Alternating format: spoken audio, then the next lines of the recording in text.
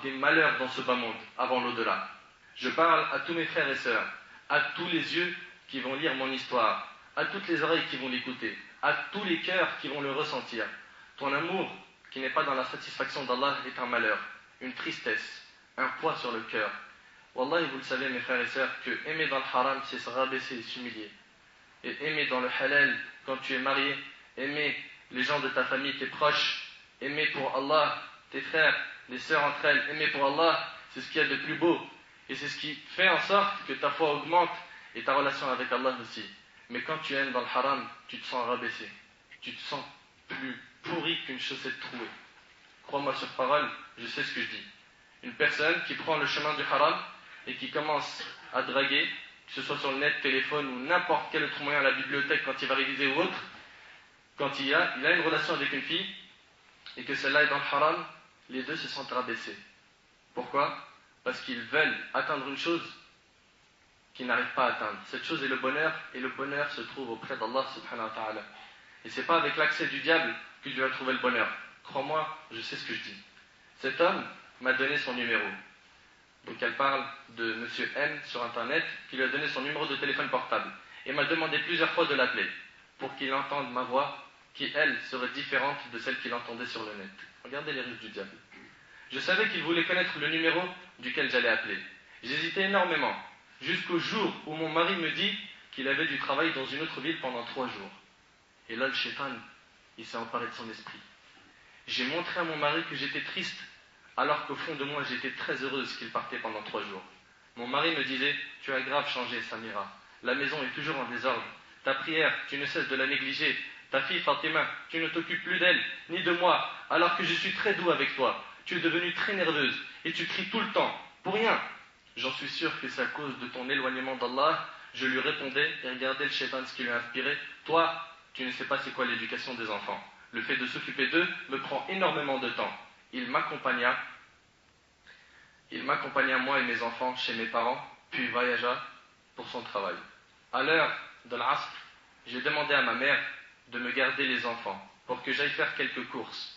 C'était la première fois que je sorte toute seule depuis que je me suis marié. J'ai ressenti un sentiment très étrange. Je sentais que j'étais seul.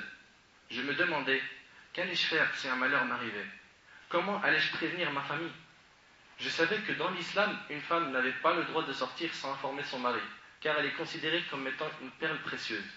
J'étais comme une folle qui fut atteinte de la maladie de l'amour. Je me suis mise à chercher une cabine téléphonique. Je sortis le numéro de monsieur M de mon sac, puis commençai à composer le numéro en tapant 1, 2 et le reste des chiffres. Mes doigts tremblaient de peur. Je me demandais qu'est-ce qui allait décrocher. Et là, d'un coup, ça sonne. Et d'un coup, j'entends une voix. J'entendis sa voix, toujours aussi belle et douce. Sa voix qui me disait « Oui, qui est-ce » Je répondis « C'est ta chérie Samira ». Je ne pus résister aux tendres paroles qu'il m'a dites au téléphone. Il me demanda ensuite « Où es-tu, Samira ?» Je lui décrivis exactement l'endroit où je me trouvais. Je sortis de la cabine pour l'attendre en me posant toujours la question « Est-ce que je rentre chez mes parents ou est-ce que je l'attends pour au moins bénéficier d'un de ses regards ?» Un quart d'heure après, une magnifique voiture s'arrêta devant moi.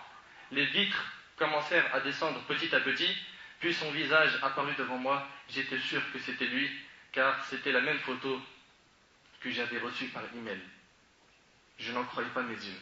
J'étais comme une folle. Il me dit « Viens, entre Samira ». J'hésitais à monter dans sa voiture, puis il insistait « Entre s'il te plaît ma chérie. On va juste faire un tour en voiture, puis on revient au même endroit ». Mes pieds se dirigeaient tout seuls vers la voiture. J'ouvris la porte tout doucement, puis m'assis à côté de lui. De là commença les malheurs. On aurait dit que je suis monté dans le bateau des malheurs, dans le bateau de l'enfer. Je me suis rappelé mon mari, et mes larmes commencèrent à couler. Je me suis rappelé mon père, ma mère, mes frères et sœurs. Il resta calme, puis il me dit affectueusement « Samira, qu'est-ce que tu as ma chérie ?»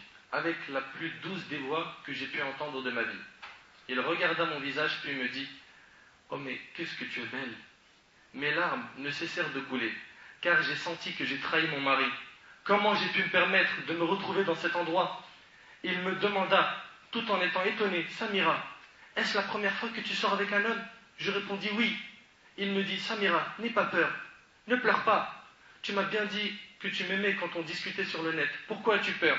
Je répondis, oui, mais s'il te plaît, tu sais que je suis marié et j'ai peur que quelqu'un nous voie ensemble. Il dit, n'aie pas peur. Puis il commença à accélérer en voiture. Mon cœur battait à 100 à l'heure. Où va-t-on? Lui demandai-je. Il me jeta un regard pervers et me sourit bizarrement. Puis il me dit, je t'ai dit, n'aie pas peur. Il emprunta les rues de la ville à grande vitesse, puis poursuivit son chemin en passant par l'autoroute.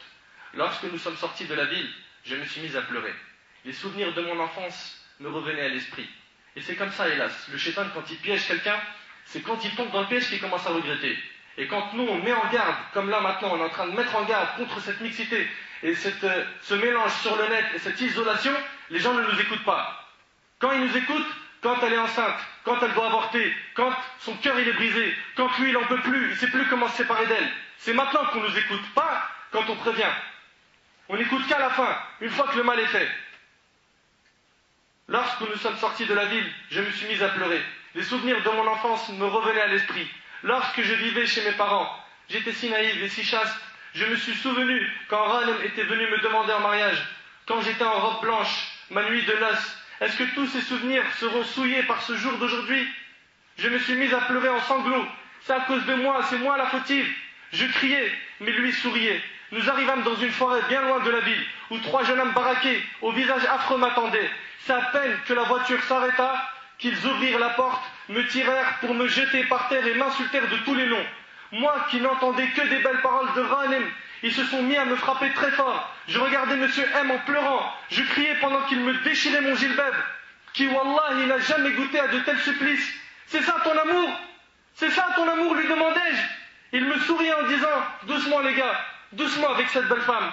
Puis, ils entendaient ces phrases et ils continuaient à me taper avec haine. Plus ils les entendaient, plus ils me tapaient avec haine de toute leur force. Ma vie s'assombrit devant mes yeux, c'est moi la fautive. Non, c'est Laïla la fautive. Non, c'est à cause du net. Non, c'est à cause du chat. Non, c'est à cause de cet homme. Mais en vérité, c'est pas à cause de tout ça, c'est de ta faute. J'ai délaissé ma prière et mes obligations face à Allah. Je me suis souvenu de ma fille Fatima. Si seulement tu savais, ma chérie, que ta mère est à cette heure-ci entre les canines de ces renards. Je me suis souvenu d'elle quand elle me tirait de l'ordinateur et me disait « Maman, pourquoi tu ne restes plus avec moi comme avant? Pourquoi tu ne parles plus avec moi ?» Je me suis souvenu également de Ranem lorsqu'il me disait « Pourquoi tu changeais, Samira? Pourquoi ton charmant sourire est devenu absent ?» Je me suis souvenu de mon fils Mourad qui pleurait quand il avait faim alors que je n'étais plus là pour lui. Je me suis souvenu de l'ordinateur, de la veine, quand il disait « Hayya ala salah, hayya ala al-falah » alors que j'étais toujours préoccupé, ne répondant plus à l'appel d'Allah. Aujourd'hui, je récolte ce que j'ai semé. J'ai perdu ma chasteté, ma pudeur et ma fierté. Je ne suis plus la femme que le prophète sallam a décrit quand il a décrit la femme pieuse en disant « Le croyant ne bénéficie d'un bien après la piété que d'une bonne épouse. S'il lui ordonne quelque chose, elle lui obéit. S'il la regarde, il sent le plaisir. Il sent le plaisir. S'il lui fait jurer par le nom d'Allah, elle satisfait son serment. Et s'il s'absente, elle garde son honneur et son argent. » Rapporté par Ibn Majah. Il est où ton honneur, ma sœur? Il est parti. Et là, je me suis mis à crier devant tous ces hommes. Pardonne-moi, Ranem! Pardonne-moi! Je ne te mérite pas! Pardonne-moi, ma chère Fatima! Pardonne-moi, Mourad! J'entendais sa voix me dire Maman! Maman! Depuis cet instant-là, je me suis juré que j'allais faire un grand retour vers Allah. Oh Allah, je suis Samira la repentante, accepte mon repentir. À tous ceux qui lisent ou écoutent mon histoire, ou la ressentent, faites-moi des doigts pour qu'Allah me pardonne. Je me suis remémoré la parole d'Allah dans Sourate An-Naml où Allah dit أَمَّنْ يُجِيبُ الْمُضْطَرُّ إِذَا دَعَاهُ وَيَكْشِفُ السُّوءَ وَيَجْعَلُكُمْ خُلَفَاءَ الْأَرْضِ. N'est-ce pas lui qui répond à l'angoissé? C'est Allah qui répond à l'angoissé quand il l'invoque et qui enlève le mal et qui vous fait succéder sur la terre. J'ai commencé à hurler de toutes mes forces. Oh toi qui réponds à l'angoissé quand il l'invoque! Oh, toi qui réponds à l'angoissé quand il invoque.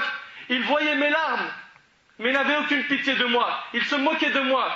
Leur insulte était comme des flèches qui atterrissaient dans mon cœur.